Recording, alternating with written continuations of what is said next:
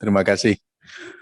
Saya dan juga sebagai anggota Komisi 5 merasa bersyukur, berterima kasih bisa ketemu dengan bapak-bapak dari Bojonggulur, karena apa yang disampaikan dari Bojonggulur ini informasi yang sangat berharga bagi kami. Skalanya memang kecil tingkat desa, tapi dampaknya itu sampai ratusan ribu jiwa.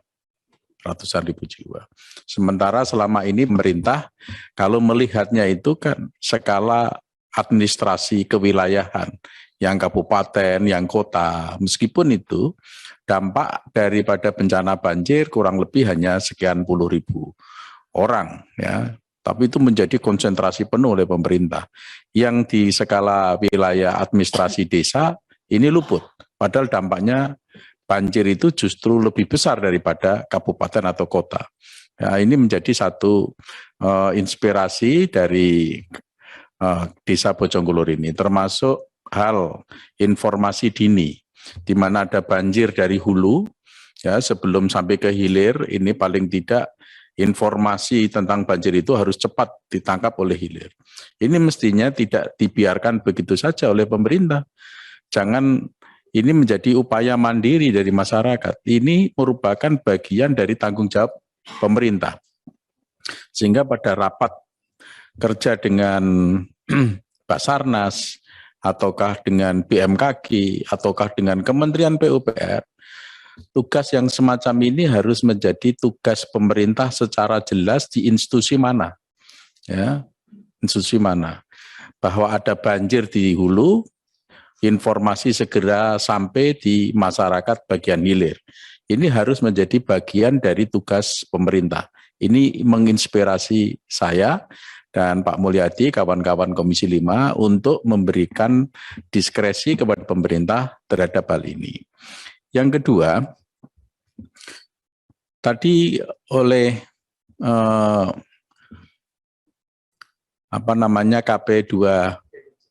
KP2C itu kan dijelaskan bahwa ada sungai di hulu yaitu Cikias dan Cilengsi.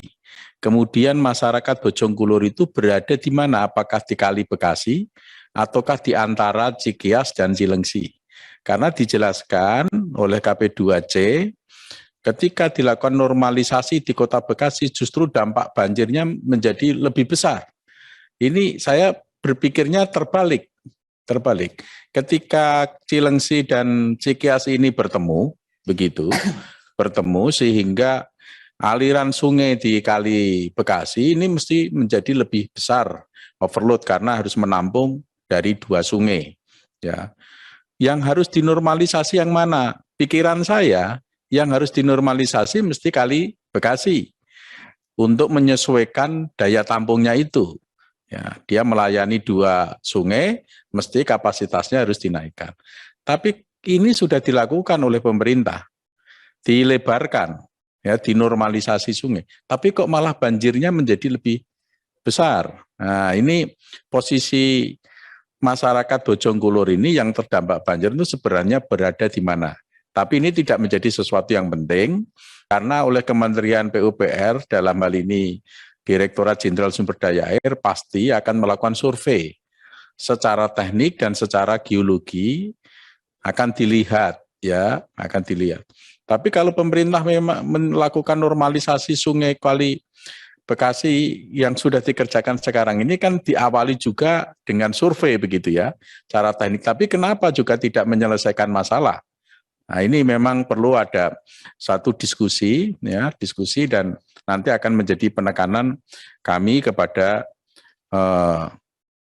pemerintah, kepada PUPR, Direktorat Jenderal Sumber Daya Air. Tentang larap ini memang hanya studi, begitu ya. Angkanya memang sedikit. Prediksinya Bapak-bapak tidak mencapai 1M mungkin, itu benar ya. Tetapi karena larap ini merupakan bagian daripada perencanaan untuk melakukan konstruksi, ya kan, melakukan konstruksi, pemerintah mungkin berpikir kalau harus melakukan larap meskipun itu anggarannya sedikit, tetapi kalau tidak dilakukan konstruksinya, tidak ada anggarannya untuk berikutnya, itu mungkin dia terus tidak melakukan larap. Jadi kembali lagi kepada niatnya pemerintah, mau melakukan konstruksi normalisasi atau tidak. Ya kan? Inilah yang kita dorong supaya Kementerian PUPR meniatkan, yaitu melalui program normalisasi sungai, apakah itu Kali Bekasi yang harus diteruskan, ataukah normalisasi sungai yang Cikias. Yang penting normalisasi itu harus mampu mengatasi permasalahan. Yang kita dorong niatnya dia untuk melakukan normalisasi. Itu pada target kami pada tahun anggaran 2023. Makanya larap ini akan kita dorong supaya segera dilakukan. Ya kan? Nah, Menteri PUPR kemarin sudah janji kepada kami bahwa hasil sisa lelang tahun anggaran 2022 itu akan bisa dipakai untuk merespon aspirasi kawan-kawan Komisi 5. Maka kami akan berusaha. Dan tentu saja Pak Mulyadi tidak kami biarkan sendirian berjuang ini. Akan kami dampingi. Kami itu yang dimaksud siapa? Bukan saya saja. Nanti kawan-kawan anggota Komisi 5 yang lain akan kami konsolidasikan untuk kompak membantu Bojongkoler mengatasi persoalan. Saya minta data yang disampaikan tadi berupa banjir-banjir itu tadi diberikan kepada kami. Ya, tolong Sekretariat Komisi 5 mencatat semua poin yang didiskusikan ini. Ya, nanti kita juga akan melakukan kunjungan di sana. Ya, akan melakukan kunjungan spesifik di sana. Ini janji Pak Mulyadi, ya, menjadi janji kami Komisi 5 untuk datang secara langsung di Desa Bojongkulur. Ya, kunjungan spesifik itu pasti didampingi oleh pemerintah, oleh Kementerian PUPR, oleh Direktorat Jenderal Sumber Daya Air, minimal direktur ikut. Jadi kalau dia ikut ya tentu harus punya tanggung jawab. Ya, karena memang hasil daripada kunjungan spesifik itu harus menjadi prioritas. Itu merupakan bagian dari peraturan yang harus menjadikan perhatian oleh pemerintah untuk dilaksanakan. Nah, kemudian yang disampaikan oleh Bojongkulur tadi, oleh KP2C, bahwa di sana itu ada persoalan yang kompleks. Sudah banyak di garis sungai yang dibangun oleh penduduk, oleh warga perumahan-perumahan. Bahkan ada industri, ya kan, perusahaan-perusahaan tertentu. Ini kan menjadi satu persoalan yang kompleks, ya kan, untuk bisa diatasi tidak hanya semata-mata persoalan anggaran, tapi persoalan sosial. Tata ruang. Ini pentingnya Desa Bojongkulur melakukan, saran saya, melakukan koordinasi dengan kabupaten, ya, supaya mau membantu dalam pembebasan lahan tersebut. Nah, jangan sampai pemerintah pusat, Kementerian PUPR itu menarik diri untuk ada niat melakukan normalisasi, tidak jadi menganggarkan karena begitu kompleksnya persoalan pembebasan lahan di sana. Untuk supaya mereka itu tetap menjalankan atau mengalokasikan anggaran, nanti tolong dibantu dari Desa Bojongkulur. Meskipun itu tidak sepenuhnya merupakan bagian daripada tugas Desa Bojongkulur.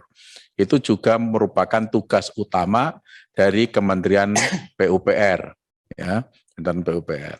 Ini yang terakhir, saya juga terinspirasi dari Bojongkulur. Bencana yang begitu besar, ya kan? Tapi dari pihak pemerintah tidak hadir untuk membantu. Siapa yang tidak hadir utama pada saat bencana adalah Basarnas.